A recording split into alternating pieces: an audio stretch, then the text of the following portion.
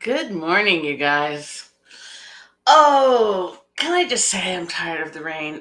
I don't know where you are, but here in Portland, it's just been raining. Everything is wet. I know it's Portland, it's supposed to rain, and I'm happy it's wet because it means that hopefully it'll stave off the fires for a while, but I'm just tired of the gray and the wet. I want some sun. Okay, that's not a really uplifting way to start this morning. So, good morning. It's good to see you. Um, how often do you feel stuck in a never ending cycle of work with no clue how to break out? For most of us, it feels like we can't take a break without falling way behind and jeopardizing our businesses. And the truth is that, you're not alone. So many of my clients, so many of my colleagues feel the same way. Um, the secret, though, is that taking time off actually helps your business thrive. So today, this morning, we're going to talk about how to take time off in your business without killing your business. In fact, we're going to talk about how your business thrives and why your business thrives when you do take the time off. So if you're here with us live, say hi. I love to know that people are here and having a conversation with me. If you're watching the replay, let me know. It's always nice to know that you've been here. And if you want to know more about what we're talking about, put notes in the comments, and I'll send you the notes as soon as they're done. Okay, so I remember back at the beginning of my business life. So this was many, many years ago because it's been too many decades. And I remember I worked so hard. I was so committed to building my business and to making it work for my family and for me and making money, right? I worked all the time, and all the moments that I was awake, I was thinking about working. So even when I was not working, I was not present. I was still working.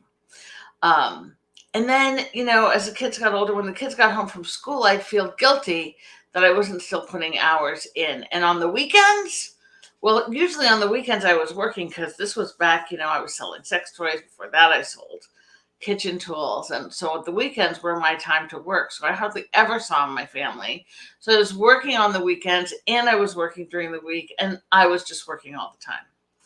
And one night, my husband came home. It was like 7 p.m. And I was sitting at the computer doing my thing. And to be perfectly honest, I don't even remember where the kids were. They were somewhere in the house.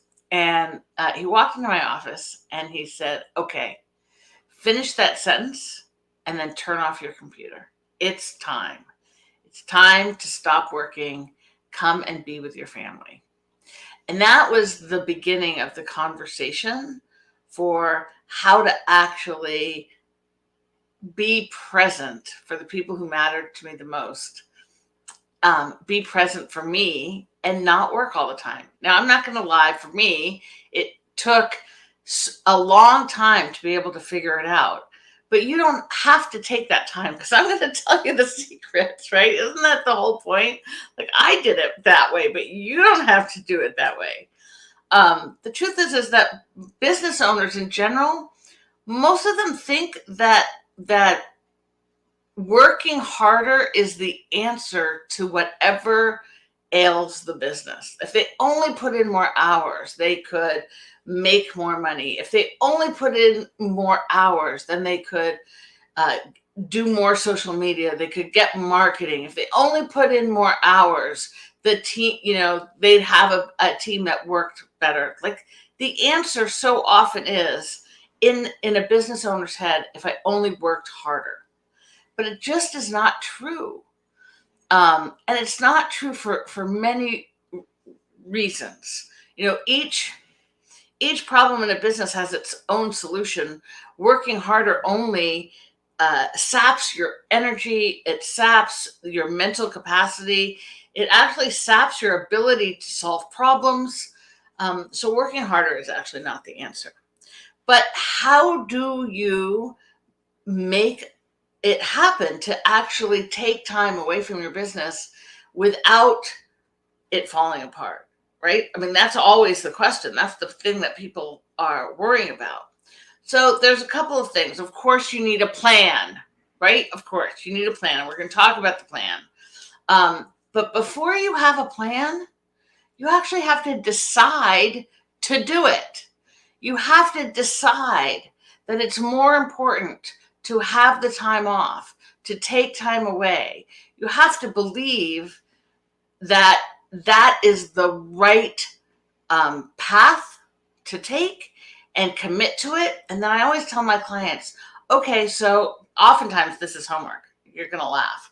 But before we talk again, I want you to have planned your next vacation. Okay. I want it in the calendar. I want to know where you're going. I want to know with whom you're going. You don't have to make reservations yet, but you have to know when the target is. Okay. So the first thing is you have to decide to do it. And then the more you can do to make it have to happen, so it's harder to cancel it, the better. Okay. Okay, so let's talk about the plan. Creating a plan so you can actually step away. So this is a plan that I talk about in the long term. There's always refinement to this plan.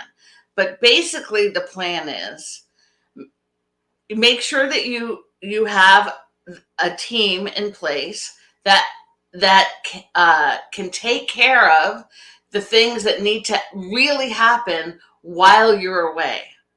Okay, so the key to this always, because we're all, our businesses are all different sizes. For some of us, like me, I have a team, but they're all contractors. There are no employees. There's nobody that is sitting in my office or that works for me full time that I can say, do this, do this, do this, or hold the fort. I have a team of contractors that can do that. But many of my clients have, full on 15 employees or 10 employees. So you want to make sure that you have a team in place to handle the things that are essential. But there's a key here is actually defining what is essential.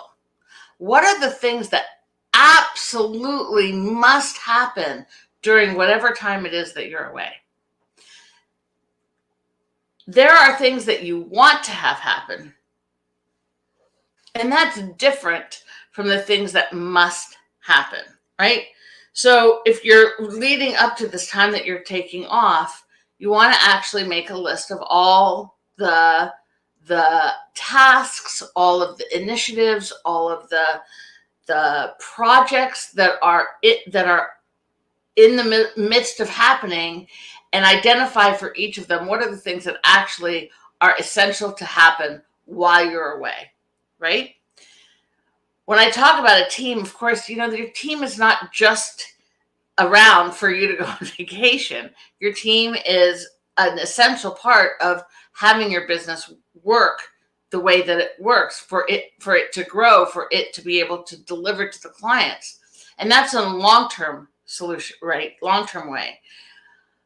The most important thing about your team is that as you add team members, you want to make sure that you're training your team members to the results that are the results that they have been hired to produce for the roles that they have been hired for. The results, not the how they get to the results, but what are the results that they're responsible for? And then trust them to get it done, to go from A to result. That's how they do it is up to them. If they get stuck, your job is to provide support for the people to help them get from A to Z. But your part in that is to identify what actually needs to get done. Okay. So when you have trained your team to produce a result and they're comfortable with that, when you're out of the picture for a while, when you go on vacation, then they're still working to get to the result, to make it happen. And you trust them to do it because you've been trusting them all along. So as long as you've identified what's essential, must happen, what you've been responsible for, that must happen while you're gone, and then actually parse it out to your team, the things that you would be doing based on the results that you would be producing, you can trust them to get it done. Now, there are little parts of a plan to take time off that are more than just identifying what has to be done, right? You have to have a communication plan. It's really, really important that your team knows how to communicate with one another, how to communicate with the clients, what communication is expected, and how to communicate with you. So not like you're going to be working while you're on vacation, but if you're going to be gone for a week or 2 weeks, and it's a set, some of us, we cannot leave our businesses for a week without at least making sure that nothing is. It's not that it's like it's an emergency, but I have clients who have businesses that if they leave for a week, which is totally fine, they just need to know certain things that are happening, that they're happening on a regular basis, or they need to check in. So you have a communication plan. And my recommendation always is, don't plan for more than one check-in in the middle of a week being gone. Like, that's the plan. And then you decide, how are you going to communicate that? Is it going to be via email? Email. Okay. Always the best way to do it. If there's an emergency, and sometimes there has been, there's a phone number, there's where we're staying, there's the itinerary, but that is only for an emergency. One of the things that I teach my clients to do before, on the way to taking a vacation or leaving, however the time off is ask the questions about so if this scenario happened, what would you do?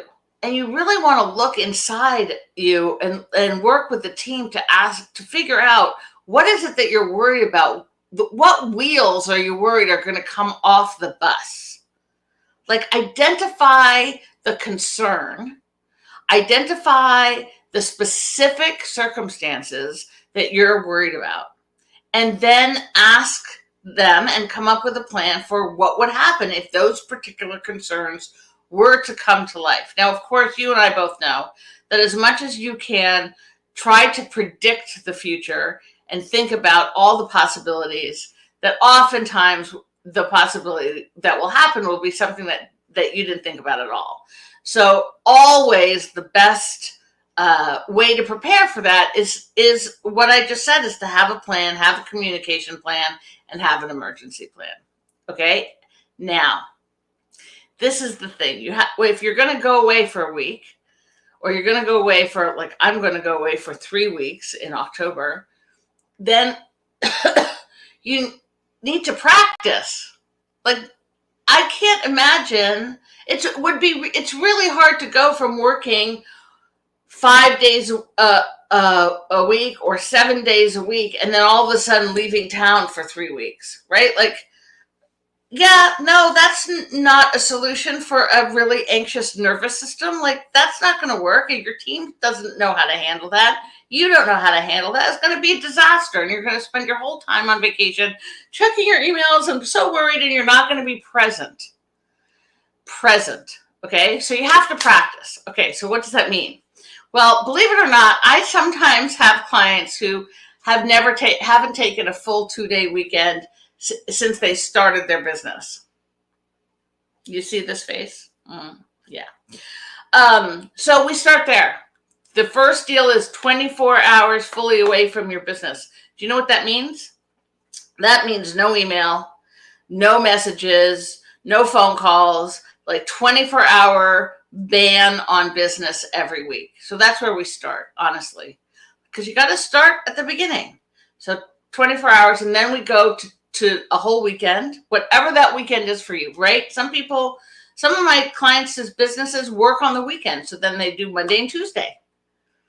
That's their time off, and they are off, off. So they do that for a while. It's practice. I remember, I actually can't tell you how many times I've said that to a new client, and they've been like, huh? I can't look at my email. I'm like, no, you can't. You are off. Your job is to enjoy. Your job is to be with your family. Your job is to putter in your garden. Your job is to stay in bed and read a book all day if that's what you want to do. But no work. Okay, so practice weekends. You go from a full day to weekends to a long weekend. So I had this conversation with a client yesterday. Like, okay, so it's time to book a long weekend. And she was like, huh? I was like, yes, and Memorial Day doesn't count because Monday is a holiday, so your business is closed. So when I say a long weekend, you actually are going to take a day off work while your team is working. And you want to do that on and off. And then you're going to take a week off. And the practice, every time you come back, then you want to look at, okay, what worked? What was great about that? All the good things. And then what were the places where it didn't work? What were there emergencies that came up? Were there instances where clients weren't served because you weren't in the office? Were there places where decisions were made that needed to be made at the time that couldn't be made because you weren't there?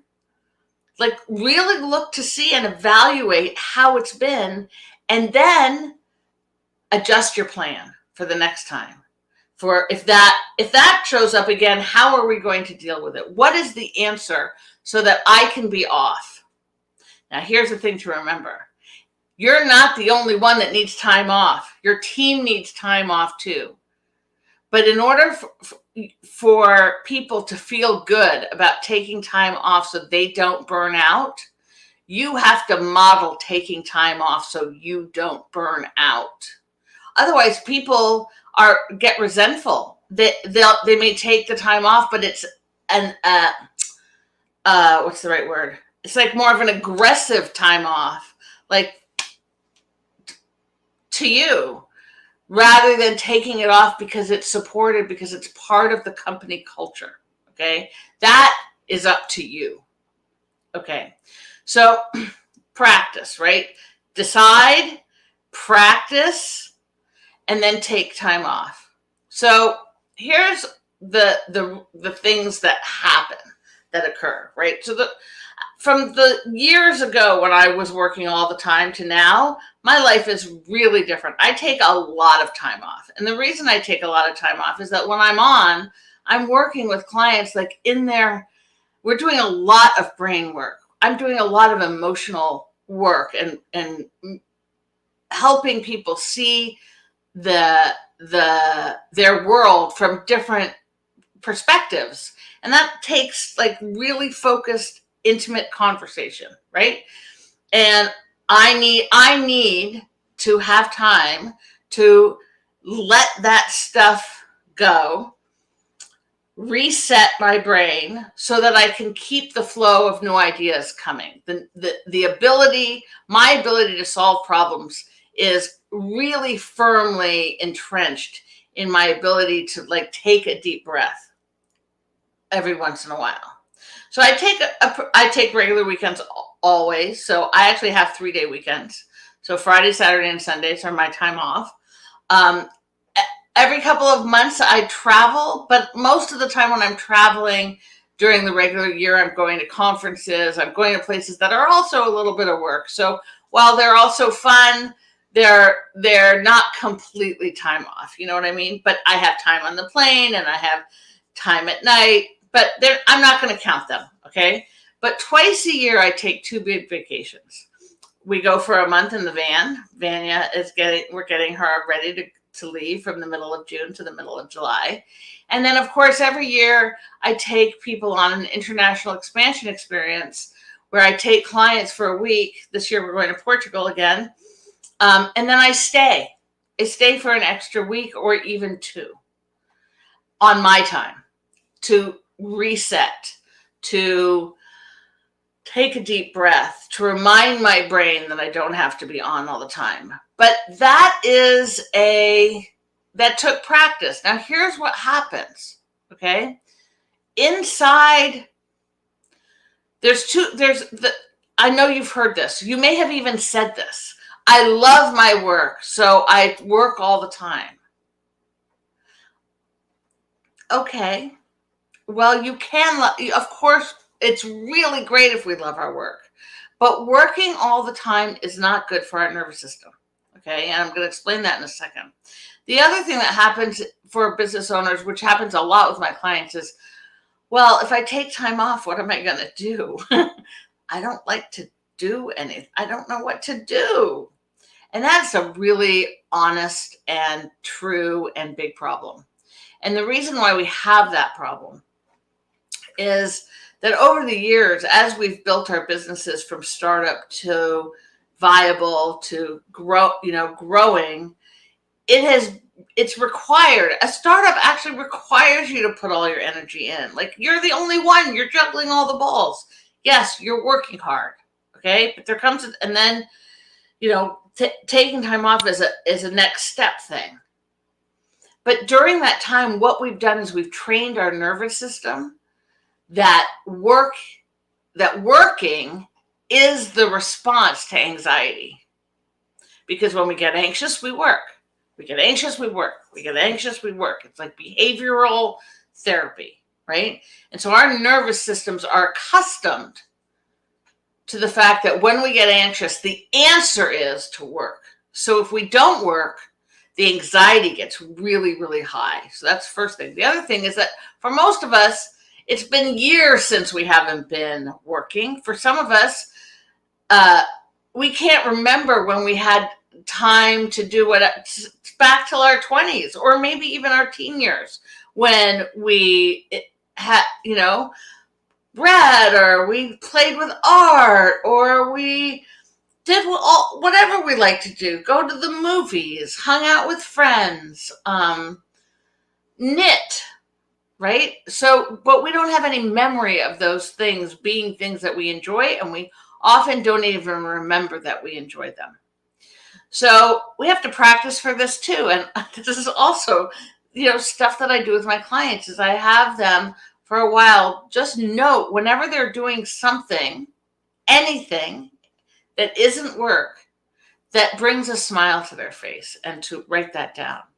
And then we just pick something off the list. I'll also say, so what do you remember having fun doing back then years ago when you were a teenager, back then years ago when you were in your early 20s, before you started your business?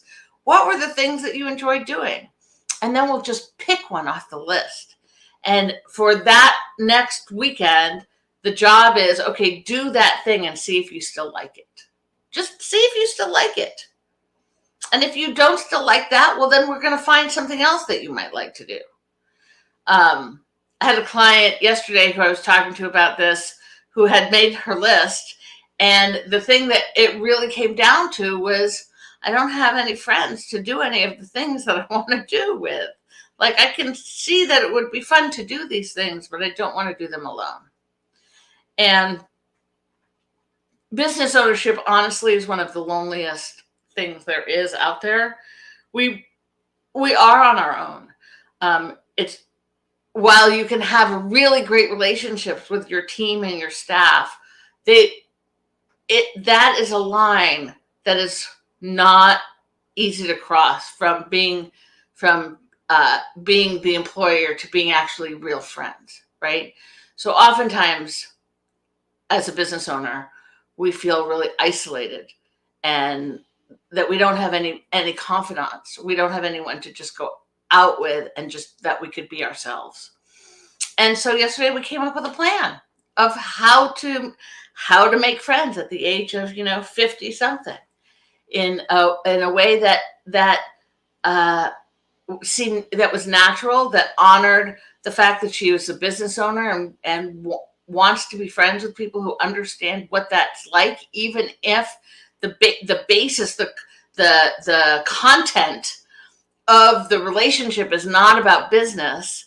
She wants to be understood in that way, right? And so we have a plan for that. So what I'm saying here is that it's twofold.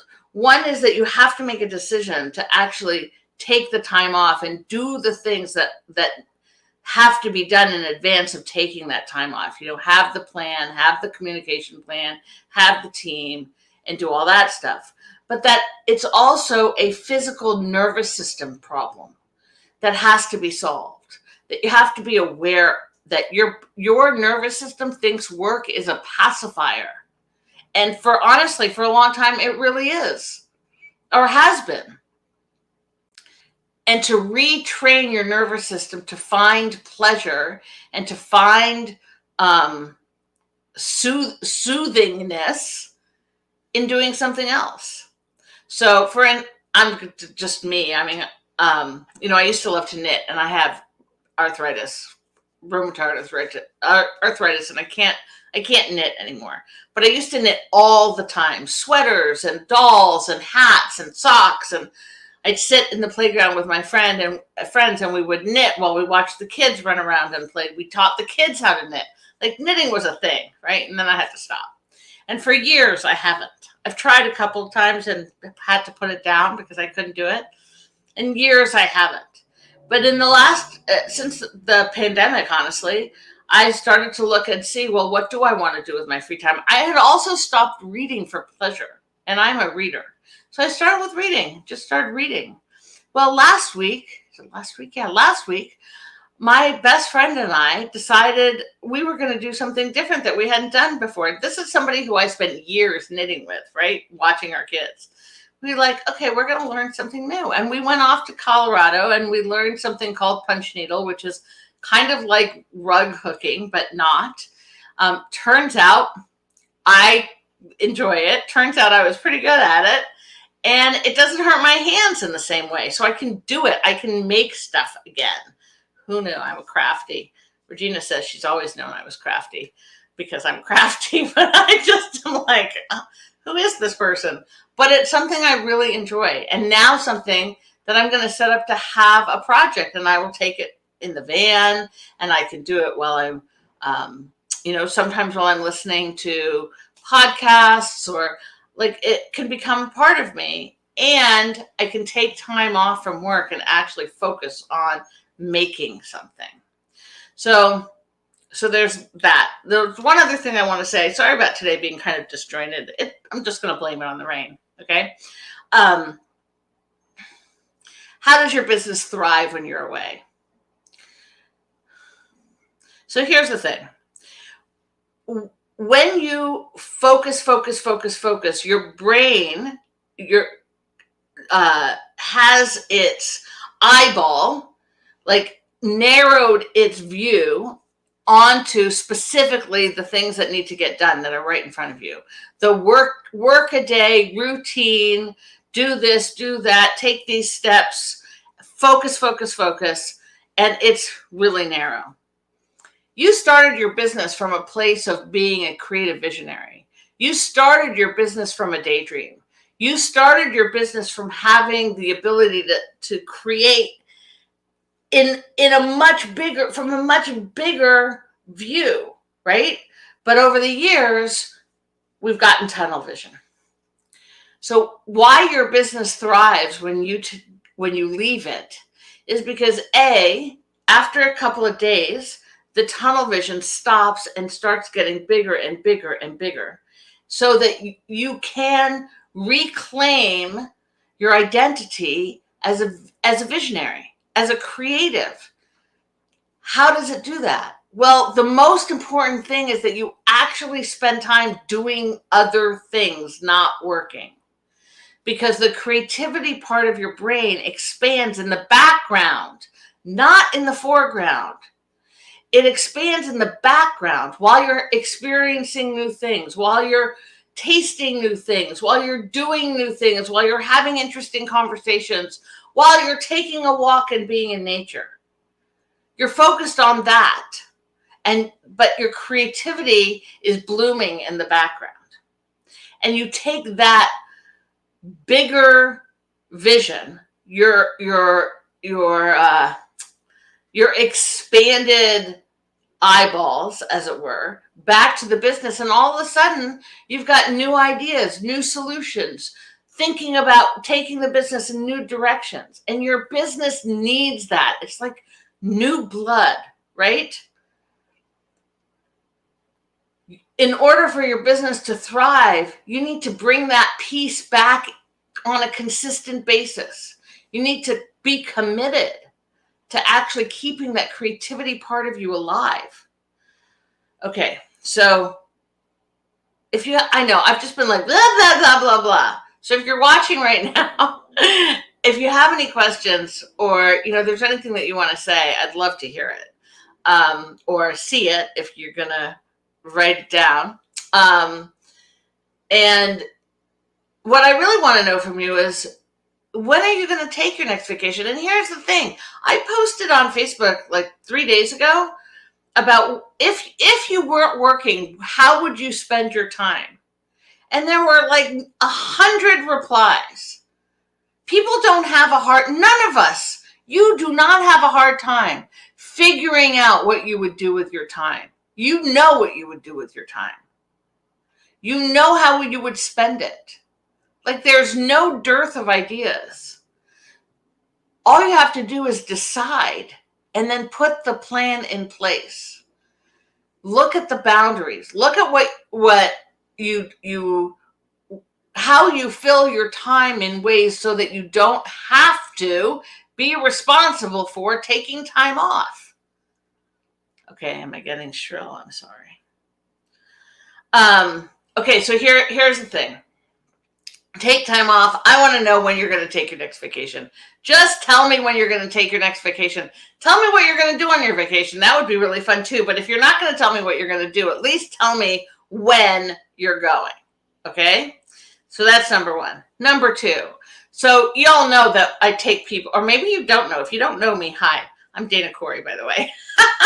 It's kind of a long time into this for me to say that. But I take people every year on an international expansion experience. This year we're going to Setúbal, Portugal, which is about 30 minutes south of Lisbon. And what is an international experience?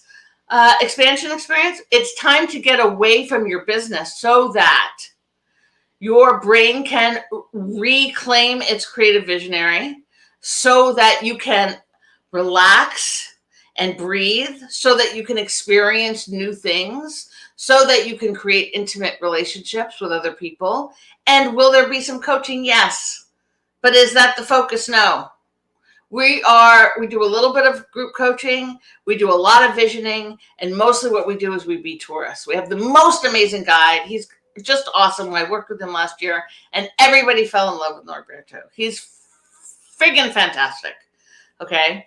And he's going to take us to do all of these things. We're going to cook. We're going to go to the market. We're going to do ceramics. We're going to play with dolphins. Like, we're going to do a lot of stuff. And I've got 2 rooms. And to be perfectly honest, on June 1st, if nobody's taking them, we're just going to cancel them, because I already have a really great group of people coming, of business owners and their partners. And we're going to have a really good time, whether you come or not. But we would love to have you. I would love to have you. And as I said, I have 2 rooms left. And what would it take for you to decide that you were going to take a week off of business in October? It's May. There's definitely an ability to plan from now until October. And we're going to go to Portugal. It's beautiful. And the food is great. The wine is great. The people are amazing. And there's so many cool things to see, let alone dolphins. Dolphins! They're going to be dolphins. I know, dolphins in Portugal. Doesn't that sound funny?